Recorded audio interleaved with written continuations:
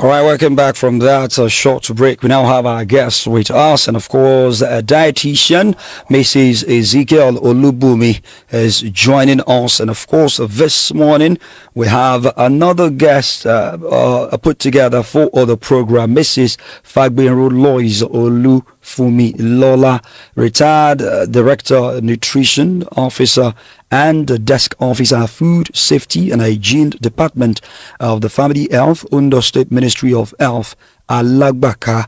Good morning, madam. Thank you very much for joining us live on the program today. Okay. We also have Mrs. Ezekiel Olubumi live with us via WhatsApp. Good morning, ma. Good morning, sir. All right. Thank you very much for joining us. You're welcome, sir. All right. Myself and Kingsley Odovosa, we are looking at a very vital topic today. And of course, we know that almost every human being, feeds on food every day just so we can all stay alive. But in the same vein, food security is very, very important. And of course, that's why today with you both, we're looking at food safety and public health. When we say food safety, Mrs. Ezekiel, what do we call or what can we term as a food safety? Actually, food safety is a scientific set rules of handling, preparing, and storing food just to prevent contamination and then be able to protect the consumer from foodborne illness. Okay. All right. Also, let me ask our second guest, Ma. We basically put these two together: food safety and concerning public health. Over the years, if you are to make a simple description to a layman, basically what is food security, and when we talk about public health, how can that affect food security? Okay, thank you. Well, food safety, as earlier mentioned by my other guests, is in a layman's language, getting food that is proper from the farm to the table. From the farm to the table? From the farm. To the table. Through all the processing and all the rest to the table. So making it safe to that level. So that is food safety. Okay. All right, sir. Let me quickly, should we begin to ask, you some questions? We'll be asking you some questions, critical questions. And now let's talk about the, critical conversation point of this particular topic that we brought. Are Nigeria, sacrificing hygiene because of economic hardship?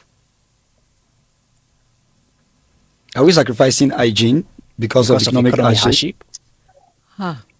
Well, because I guess no, sir. Okay. Here's what we're going to do. Please be specific on who is taking the question. Mrs. Ezekiel. Maybe I should be asking Mrs. Ezekiel. Okay. Let's start with her. Okay, me? No, Mrs. Ezekiel. Please go ahead. Sir. Go ahead. Okay. It is not possible to sacrifice hygiene mainly because of the hardship, the economic hardship you are experiencing in Nigeria. No, because it will surely lead to more money to be spent. So it is very, very essential to make sure that the hygiene practices is put into practice right from the farm, as the second speaker said, down to the table of the consumer. So the hygiene starts involve 4 pillars. That is, you clean while preparing, even while on the farm. You make sure that the farm produce are well into shape. You clean them. You sort it out. That is, you differentiate. You pick out the ones that are awesome from the one that has been contaminated by the insect and pest. And likewise, while at home, you separate the raw materials from the edible ones, so as to prevent cross contamination. Then the third one, you make sure that you cook properly so that to prevent any diseases that may arise from uncooked or raw materials or raw foods. Then the last one, you make sure that you prepare the food in an hygienic environment. So the hygienic nature, the hygiene practices should be taken into, it should be taken as a crucial part or a crucial step to have a wholesome food on the table of the consumers. All right, you said you've made your point now, but what do you now say to those people? You know, many people buy despite poor hygiene due to poverty. What do you now say concerning this? You are very right. Many people, they like all these in Yoruba, like they will call it esa, Yeah. esa tomato and rodo. They buy it purposely because of poverty. They don't have much income to go for this thing in the hospital. Okay. So it's better for one to put it in, as in to put hygiene in place, All right. so that to avoid spending more. All right, Mrs. Olubumi Ezekiel, thank you very much. Now let's go to retired director, nutrition officer, and desk officer for food safety and hygiene. Okay, basically, this is what we're going to do. Mrs. Fagbenro, just like your co-guest, said earlier. Now, I'm checking some figures now, which says unsafe food causes about 600 million illnesses and 420 deaths globally each year. With your experience, even though you are retired, which trend has been more prevalent, over the years in the course of your journey and on the job? Situations where people, can afford what they eat, or they eat badly, maybe because of habit, or the situation where people cannot afford what they eat, then because of that they eat badly. Well, from my own experience, I've seen that mostly people really don't understand. So people really don't understand what's Or rewarm rice again before you eat it. something like that. In the sense that after some time, you will discover that some sliming substance will start appearing on the rice. So when you use your spoon to scoop it up, then you find out that it's slimming. The rest is staying on the plate. It's sort of sliming. You know that there is already some toxins, some presence of another agent in the food, working on the food. How about people like me who don't like cold food? Maybe rice is cooked earlier, maybe in the morning, I get home in the evening and I warm it again, so I can eat it. Except you package it and put it in your freezer. Okay. You can put it in your freezer, then you can now warm. Then the food that is is safe. why it's safe. That is why allowing it to stay there on the shelf until it gets cool. Some microorganisms, they are ubiquitous. They come around. Once you can't see them when they are moving. You can't see them now, so they start acting on the food. So especially rice, they love it much. Okay. Mrs. Ezekiel, are you there?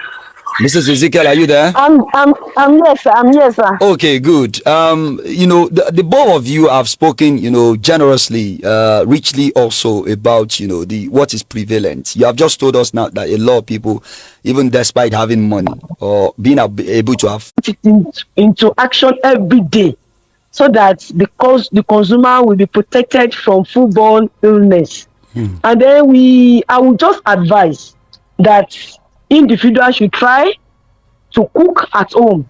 I don't want you to mention names. I don't want you to mention names of. Yes, I can't. I don't want to mention it. I work in the hospital. Situation. Yes, all right. And I saw a hawker. The woman hawked the fried rice into this hospital environment. If you see the fried rice, it as green leaves. I was now asking the woman, so fried rice means the rice must be green? She smiled. She said yes. So the woman has poured colorants which are regarded as carcinogens. All these additives, most of them they don't have great value. Most of them they have carcinogen substances. And cancer does not form in a day. It's a gradual accumulations of all these terrible additives. So I would just advise the public that they should try and endeavor to eat from home. There is nothing like home, because at home your wife will try and prepare good and quality food so that the children and the husband will not fall sick and they won't spend How about those? How about those who are not married? Who will take care of them? Those who I believe in Nigeria now, the best cook in Nigeria they are males. Yeah, really? Yeah. They are men. They are grown Even up around men. the world, the best chefs are men, but we give it to women for cooking us up to adulthood. So the bachelor should try and cook, All right. and then get married very soon. All right. All right. Yes. Well, thank you very much. And let's talk about the factors. Responsible. We've highlighted some, but I want us to go more deeper. Factors responsible for poor food safety. Yes, we have the likes of poor hygiene culture. You've said about that. Poverty. Many people prioritize affordability over hygiene. Then lack of education. You just mentioned that some vendors do not understand food safety standards. How can we make them understand food safety standards? And we can make them understand food safety standards by passing the information across. You said it earlier on that lack of education. They don't have the hygiene knowledge. So through this program that we are doing now, then they can have more knowledge about food safety. That is, there is a need for them, because some people they say they currently have malaria without know that they are the source. And some even may term it as spiritual something without know that they are even the source of their problem. So through this, through the mass media, then we can pass across the information to people about food safety and the need to put it in place. Apart from household, likewise in the industries, there's a need for them to practice food hygiene, especially those people producing food, the restaurants. So there's a need for them to practice so that the consumers will be healthy, and at the same time they'll be able to make more money.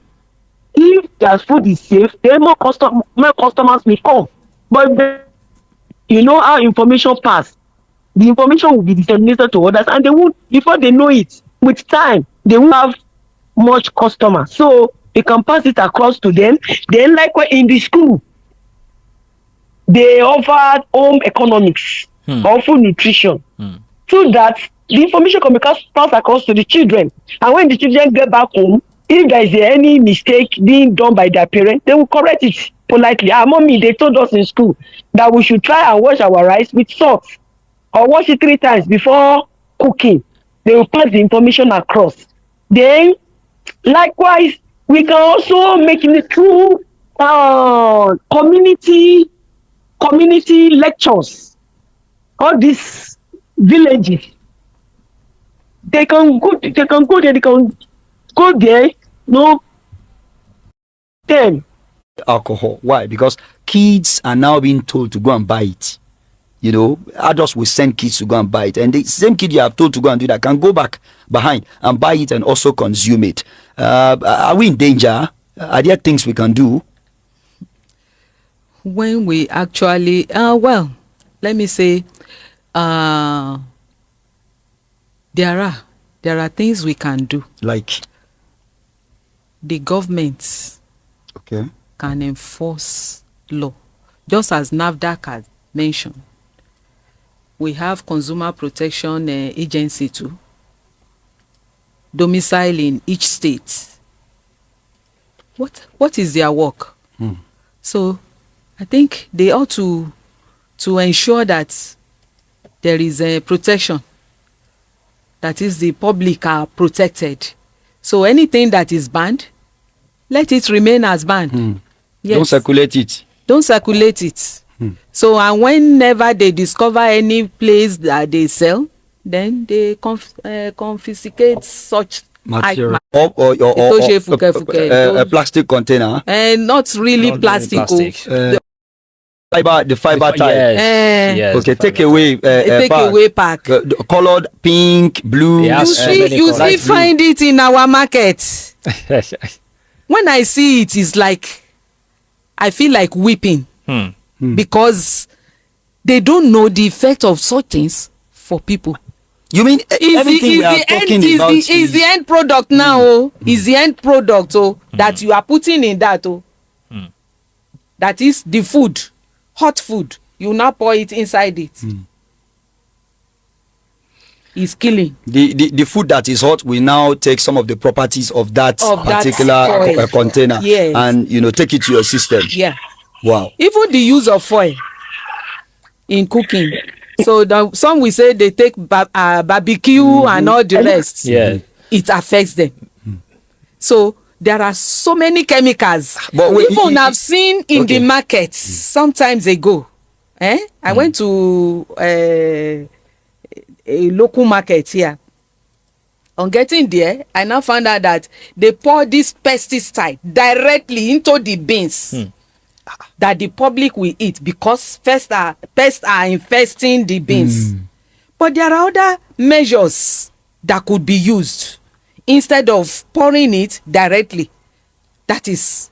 You mean people who sell beans pour pesticide inside the bean? Inside the beans. Open the bag, pour it there, and close it up again. That's to kill some. We've also seen people who are trying to use chemicals to preserve pomo, and sometimes people will say before you eat pomo, but Much. As in, they might spend more money than required. So they will try to dodge away from it because concerning the industries, there is something we have HACCP that each industry or food industry must have that will put their production in order. But most of them, there are some areas that they will not be able to practice very well. For example, if an industry wants to practice HACCP, then they will need to employ more, and they would like to do that. They need to employ more workers, more skilled, and few unskilled laborers, but they won't like to do that. They will employ those people that are unskilled, those people that are semi-skilled, those people that have OND certificate. They will not teach them what to do. An experience that has been that's supposed to be achieved for 4 good years, you will give it to people within 2 weeks. So by doing that, they say they are doing internal workshop. By doing that, it usually affects the quality of the products. all right. Thank you very much. The same question is for you, Mrs. Fagbenro. Is government doing enough? She has said now, that she does not think so, which was available in the environment. Is government also, doing enough from your part? And if Yes, they are sir. not, what do you think should be done, Mrs. Fagbenro? Well, I agree with her 100%. In the past, the government was doing it. Then that period, they normally go out very well To inspect to and check. inspect and check. But nowadays, People are free. not that the people are free, but look at this now. You want to go out on inspection. There is no money to carry it out. What would you do? Well, You cannot use your own personal money. does their agency not have budgets for Of course they must. oversight duties and others? They have. The That agency is is if concerned. the budget is released. Okay. That's So another aspect. that is if the budget is released. If it's not released, then there is nothing one can do.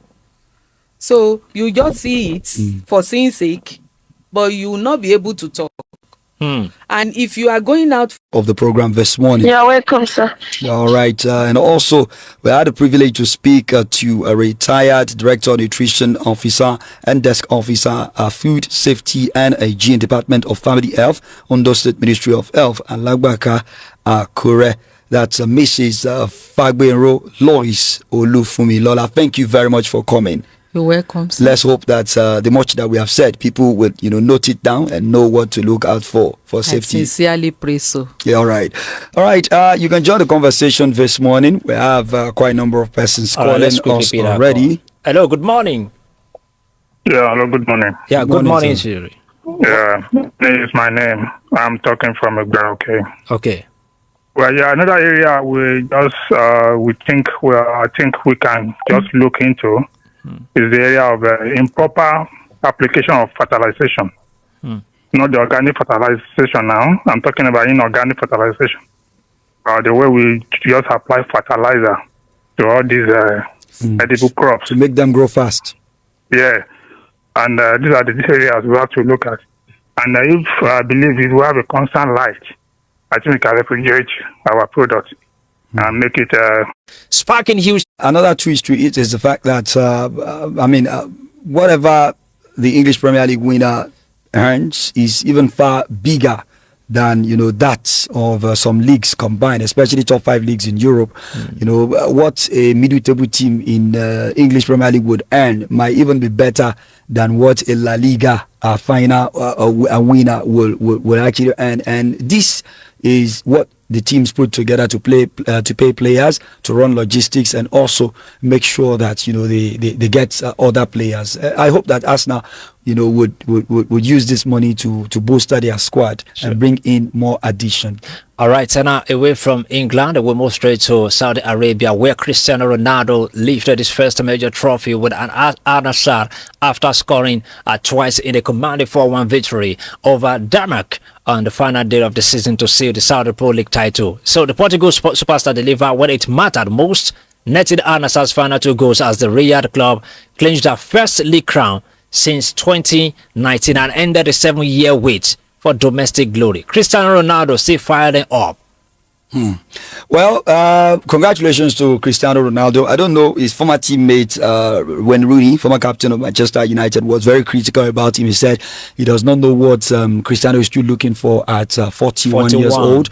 He expects him, to rest because his body might have been telling him. But, just like experts will say, you should listen to your body. And I guess Ronaldo's body has not told him yet maybe to stop. And he's still going to a World Cup now. He's one of the biggest players in the history of football. And to me, I'm a fan. I think he has actually done well, though he missed out on the Asian Champions League trophy. But now he has waited very, very long for the Saudi Pro League title, and now he has gotten it. Because of Ronaldo, a lot of other players have moved to Saudi Arabia, and the league is becoming more lucrative now, even ahead of America's MLS. And at 41, you see, has won the highest area duel in the league, and also he's grounded, and most of the time he's got influence on the pitch as a leader, and he scores as well. So if you leave a player like that home and you go with others who are not be as experienced as Maguire, you might pay for it dearly. all right, Tuchel's final selection will be closely scrutinized as England look to go one step further than their runner-ups finished at the 2024 European Championship and lift the World Cup for the first time in 60 years. Let's see what will happen in this year's World Cup coming up June. All right. The sad thing is that Nigeria is not, going to the World Cup, but we'll support our African brothers, all of them. Senegal, I don't know, what do you call them now? Egypt, South Africa, our Jollof brothers, Ghana, will support them, and hopefully they will make us proud. All right. Here's where we draw the curtain on the Friday edition of Glow Focus, which we bring to you every Monday, Wednesday, and Friday from 10 to 12. It's been a swell time on the show, and of course, we hope that the